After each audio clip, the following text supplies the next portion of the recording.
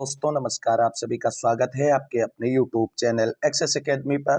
दोस्तों TGT PGT नागरिक शास्त्र रिमाइंडर सीरीज के अंतर्गत इस वीडियो में प्रस्तुत है नागरिक शास्त्र अथवा राजनीति विज्ञान के महत्वपूर्ण प्रश्नों का वन लाइनर रिवीजन नोट्स, जो आप सभी की आगामी परीक्षाओं जैसे TGT PGT LT grade, GIC प्रवक्ता, government degree college, assistant professor भर्ती, केंद्रीय विद्यालय संगठन और नेट जेआरएफ के लिए बहुत ही उपयोगी है। दोस्तों आज की इस वीडियो में नागरिक शास्त्र अथवा राजनीति विज्ञान के अंतर्गत भारतीय संविधान के महत्वपूर्ण टॉपिक चुनाव आयोग या निर्वाचन आयोग, संघ लोक सेवा आयोग, आपातकाल एवं एससी एसटी आयोग से संबंधित महत्वपूर्ण वन लाइनर प्रश्नों को रिवाइज करेंगे। तो आइए शुरू करते हैं आज का वीडियो में आगे बढ़ने से पहले छोटी सी रिक्वेस्ट है कि प्लीज वीडियो को लाइक कर दें, दोस्तों में शेयर कर दें, और जितने भाई बहन चैनल पर पहली बार विजिट कर रहे हैं और अगर अभी तक चैनल को सब्सक्राइब नहीं किया तो प्लीज चैनल को सब्सक्राइब करके बेल आइकन दबा दें आगे की तैयारी फ्री ऑफ कॉस्ट जारी रखने के लिए। तो आइए देखते हैं आज के वीडियो का पहला प्रश्न। पहला प्रश्न है आज के वीडियो का कि नोटा को मतदान में भारत की वोटिंग मशीन में पहली बार कब पेश किया गया था। नोटा को मतदान में भारत की वोटिंग मशीन में 2013-14 में पहली बार पेश किया गया था। अगला प्रश्न है भारत में प्रशासनिक सुधार आयोग का गठन कब किया गया था। भारत में प्रशासनिक सुधार आयोग का गठन 1966 ईस्वी में किया गया था। ओम्बुड्समैन का भारतीय प्रतिमान क्या है। ओम्बुड्समैन का भारतीय प्रतिमान लोकपाल है। अगला प्रश्न है भारत में लोकपाल की नियुक्ति के लिए सर्वप्रथम विधेयक कब पेश किया गया था। भारत में लोकपाल की नियुक्ति के लिए सर्वप्रथम विधेयक जो है 1968 ईस्वी में पेश किया गया था। हालांकि तब ये सदन से पास नहीं हो सका था। अगला प्रश्न है सर्वप्रथम 1809 ईस्वी में ओम्बुड्समैन की स्थापना कहाँ हुई थी। सबसे पहले 1809 ईस्वी में ओम्बुड्समैन की स्थापना स्वीडन में हुई थी। अगला प्रश्न है भारत में 5 जनवरी 1966 को गठित प्रथम प्रशासनिक सुधार आयोग के अध्यक्ष कौन थे। प्रथम प्रशासनिक सुधार आयोग के अध्यक्ष श्री मोरारजी देसाई, बाद में के हनुमतैया भी बने थे। अगला प्रश्न है लोकायुक्त अपना प्रतिवेदन किसके समक्ष प्रस्तुत करता है। लोकायुक्त अपना प्रतिवेदन राज्यपाल के समक्ष प्रस्तुत करता है। अगला प्रश्न है निर्वाचन आयुक्त के बारे में सही अपकथन कौन कौन से हैं। निर्वाचन आयुक्त के बारे में सही कथन है उनकी नियुक्ति राष्ट्रपति द्वारा की जाती है। मुख्य चुनाव आयुक्त की संस्तुतियों के आधार पर ही उन्हें राष्ट्रपति द्वारा हटाया जा सकता है। उनके पद का कार्यकाल 6 वर्ष अथवा 65 वर्ष की आयु तक जो भी पहले होता है। अगला प्रश्न है भारत में निर्वाचन आयोग को स्वतंत्र एवं निष्पक्ष निर्वाचनों का एक प्रभावी कवच किसने कहा है। भारत में निर्वाचन आयोग को स्वतंत्र एवं निष्पक्ष निर्वाचनों का एक प्रभावी कवच लायड एवं सुसान रुडोल्फ के द्वारा कहा गया है। अगला प्रश्न है भारत के चुनाव आयोग को 3 सदस्यीय वाला निकाय कब बनाया गया। भारत में चुनाव आयोग को 3 सदस्यीय वाला निकाय वर्ष 1993 ईस्वी में बनाया गया था। अगला प्रश्न है किस मुख्य चुनाव आयुक्त ने भारत के राष्ट्रपति को पत्र लिखकर चुनाव आयुक्त को हटाने की सिफारिश की थी। वह थे एन गोपाला स्वामी। अगला प्रश्न है भारत में अंतर्राज्य परिषद की स्थापना कब हुई। अंतर्राज्य परिषद की स्थापना 1990 ईस्वी में हुई थी। भारत के अंतर्राज्यीय परिषद का अध्यक्ष कौन होता है। भारत के अंतर्राज्यीय परिषद का अध्यक्ष केंद्रीय गृह मंत्री होता है। अगला प्रश्न है भारतीय संविधान के अनुच्छेद 263 के अनुसार एक अंतर्राज्य परिषद की स्थापना किसके द्वारा की जा सकती है। भारतीय संविधान के अनुच्छेद 263 के अनुसार एक अंतर्राज्यीय परिषद की गठन या स्थापना राष्ट्रपति के द्वारा की जा सकती है। अगला प्रश्न है भारत में अंतर्राज्यीय परिषद स्थापित की गई थी। भारत में अंतर्राज्यीय परिषद 1990 में स्थापित की गई थी। क्षेत्रीय परिषदें परामर्शदात्री इकाइयां होती हैं। किसकी होती हैं। अंतर्राज्यीय परिषद की परामर्शदात्री इकाइयां होती हैं। अगला प्रश्न है भारत में राष्ट्रीय विकास परिषद कब गठित की गई थी। भारत में राष्ट्रीय विकास परिषद का गठन 6 अगस्त 1952 को हुआ था। अगला प्रश्न है वित्त आयोग, लोक सेवा आयोग, नीति आयोग तथा निर्वाचन आयोग में से कौन सा एक संवैधानिक निकाय नहीं है। नीति आयोग एक संवैधानिक निकाय नहीं है। संवैधानिक निकायों का तात्पर्य यह होता है साथियों कि जिनके गठन का प्रावधान भारतीय संविधान में किया गया है वह संवैधानिक निकाय होते हैं, और जिनके गठन का प्रावधान भारतीय संविधान में नहीं वर्णित है उन्हें असंवैधानिक निकाय या गैर संवैधानिक निकाय के नाम से पुकारा जाता है। अगला प्रश्न देखते हैं साथियों। अगला प्रश्न है चुनाव आयोग, नीति आयोग, यूपीपीएससी तथा वित्त आयोग में से कौन सा एक संवैधानिक निकाय नहीं है। नीति आयोग एक संवैधानिक निकाय नहीं है। नीति आयोग का अध्यक्ष कौन है। तो भारत का राष्ट्रपति नीति आयोग का अध्यक्ष होता है और वर्तमान में माननीय नरेंद्र मोदी जी इसके अध्यक्ष हैं। 1 जनवरी 2015 को योजना आयोग के स्थान पर स्थापित किया गया नया आयोग कौन सा है? वह है नीति आयोग। वर्तमान में नीति आयोग के उपाध्यक्ष कौन है? तो इस प्रश्न का आंसर आप सभी लोगों को कमेंट करके बताना है कि वर्तमान में नीति आयोग के उपाध्यक्ष कौन है। अगला प्रश्न है, भारत की प्रथम पंचवर्षीय योजना का कार्यकाल था। भारत में प्रथम पंचवर्षीय योजना का कार्यकाल सन 1951 से 1956 ईस्वी तक था। अगला प्रश्न है, सामुदायिक विकास कार्यक्रम का शुभारंभ कब किया गया था? सामुदायिक विकास कार्यक्रम 1952 ईस्वी में प्रारंभ किया गया था। अगला प्रश्न है, राज्य मानव अधिकार आयोग के सदस्यों को किसके द्वारा हटाया जा सकता है? केवल और केवल भारत के राष्ट्रपति राज्य मानव अधिकार आयोग के सदस्यों को हटा सकते हैं। अगला प्रश्न है, भारत में संथानम और वोहरा समितियों ने क्रमशः किन विषयों पर प्रतिवेदन प्रस्तुत किया है? तो भारत में संथानम और वोहरा समितियां जो हैं भ्रष्टाचार और अपराधीकरण पर अपना प्रतिवेदन प्रस्तुत किया है। अगला प्रश्न है, भारत में लोकपाल या लोकायुक्त के पदों की स्थापना किसकी सिफारिश पर की गई थी? प्रशासनिक सुधार आयोग प्रथम द्वारा भारत में लोकपाल एवं लोकायुक्त के पदों की स्थापना की सिफारिश की गई थी। वर्तमान में उत्तर प्रदेश के लोकायुक्त कौन है? वर्तमान में उत्तर प्रदेश के लोकायुक्त न्यायमूर्ति संजय मिश्र हैं। अगला प्रश्न है, राष्ट्रीय महिला आयोग कब बनाया गया था? तो राष्ट्रीय महिला आयोग संसद से पारित कानून है, जो राष्ट्रीय महिला आयोग अधिनियम 1990 के द्वारा इसका गठन किया गया था। अगला प्रश्न है, भारत में संघीय विधानमंडल द्वारा बंधुआ मजदूर तथा प्रथा उन्मूलन कानून कब पारित किया गया? तो यह कानून 1976 ईस्वी में पारित किया गया था। राष्ट्रीय एकता परिषद का उद्भव कब हुआ? राष्ट्रीय एकता परिषद का उद्भव 1961 ईस्वी में हुआ था। भारत में स्वतंत्रता प्राप्ति के पश्चात पहला वित्त निगम कौन सा था? स्वतंत्रता प्राप्ति के पश्चात पहला वित्त निगम जो बना था वह था पुनर्वास वित्त निगम। आप देख लेते हैं संघ लोक सेवा आयोग से जुड़े हुए महत्वपूर्ण वन लाइनर प्रश्नों को। पहला प्रश्न इसके अंतर्गत है, संविधान के किस अनुच्छेद के अंतर्गत यूपीपीएससी के सदस्यों को हटाने के बारे में वर्णन मिलता है? वह है भारतीय संविधान का अनुच्छेद 317। संघ लोक सेवा आयोग का प्रधान कौन होता है? संघ लोक सेवा आयोग का प्रधान उसका अध्यक्ष होता है। अगला प्रश्न है, संघ लोक सेवा आयोग के सदस्य अपने पद पर बने रह सकते हैं?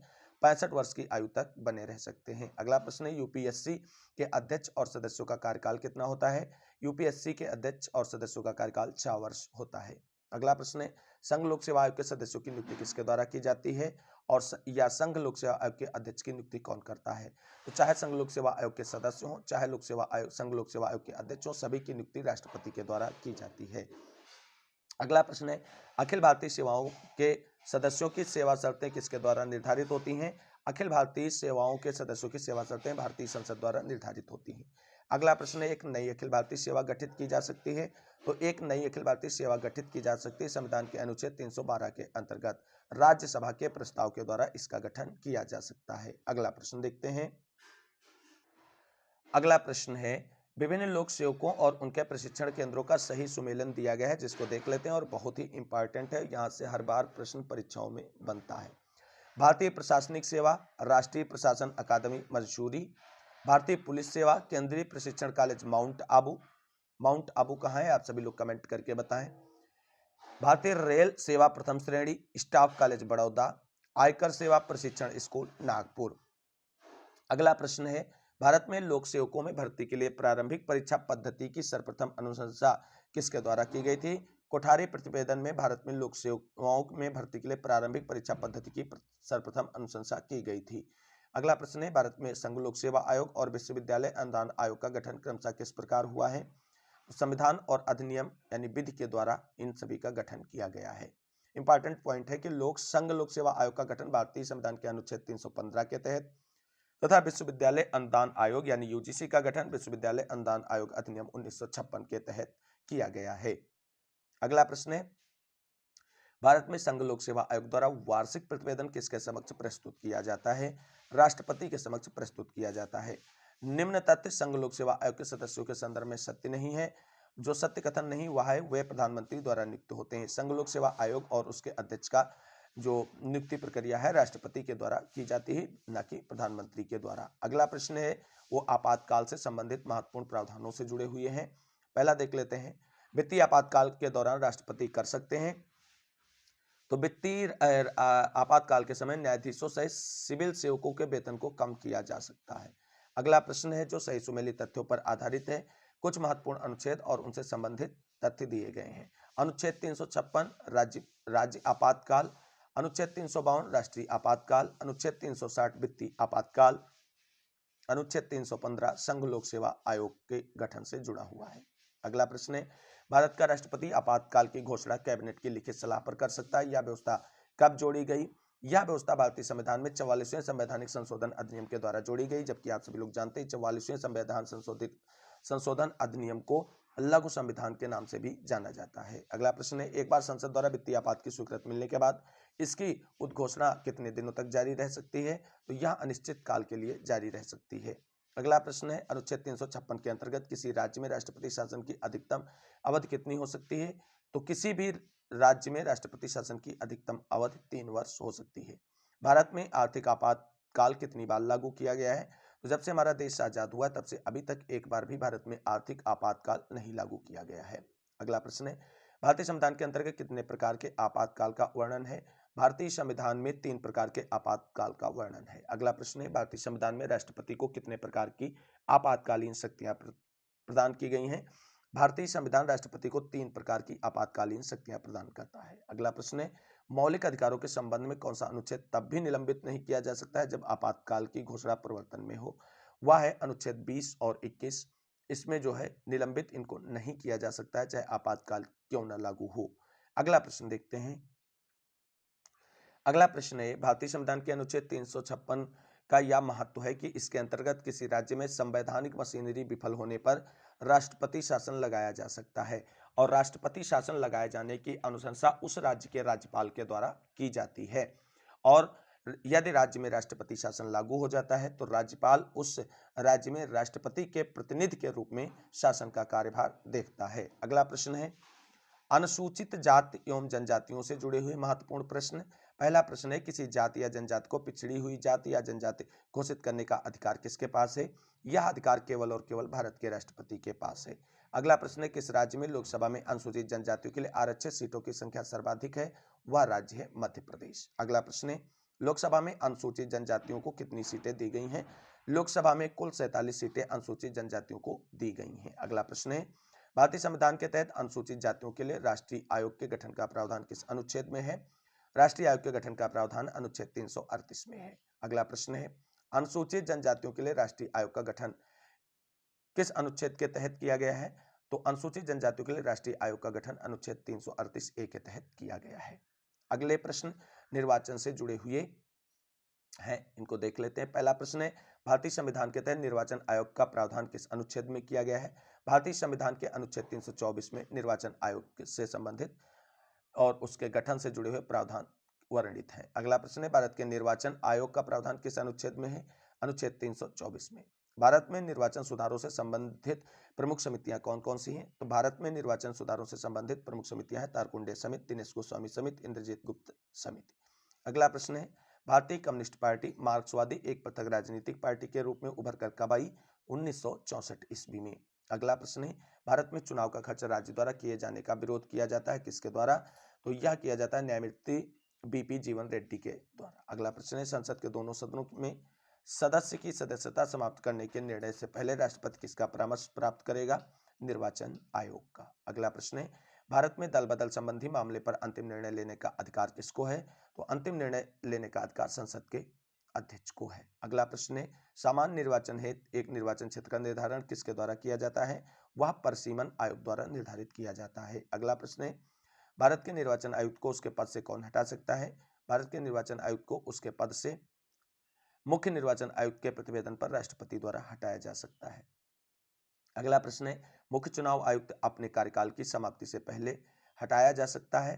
तो सर्वोच्च न्यायालय के जजों की तरह हटाया जा सकता है। भारत का प्रथम निर्वाचन आयुक्त कौन था? भारत के प्रथम निर्वाचन आयुक्त थे सुकुमार सेन। अगला प्रश्न है, भारत के मुख्य चुनाव आयुक्त की अवधि कितनी होती है या कार्यकाल कितना होता है? तो भारत में मुख्य चुनाव आयुक्त का कार्यकाल 6 वर्ष या 65 वर्ष की आयु जो भी पहले हो वह होता है।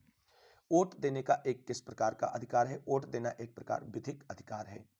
अगला प्रश्न है, भारत में मान्यता प्राप्त राष्ट्रीय पार्टी नहीं है। भारत में मान्यता प्राप्त राष्ट्रीय पार्टी समाजवादी पार्टी नहीं है। आप सभी लोगों के लिए एक प्रश्न है, कमेंट करके जरूर बताएं कि वर्तमान में भारत में कुल कितनी राष्ट्रीय पार्टियां हैं। अगला प्रश्न देखते हैं। अगला प्रश्न है, साथियों, भारत में निर्वाचन परिणाम की घोषणा के पश्चात एक उम्मीदवार को अपना निर्वाचन व्यय संबंधित अधिकारी को सौंप देना चाहिए। तो 30 दिनों के भीतर सौंप देना चाहिए। भारत में एक राजनीतिक दल को मान्यता किसके द्वारा प्रदान की जाती है?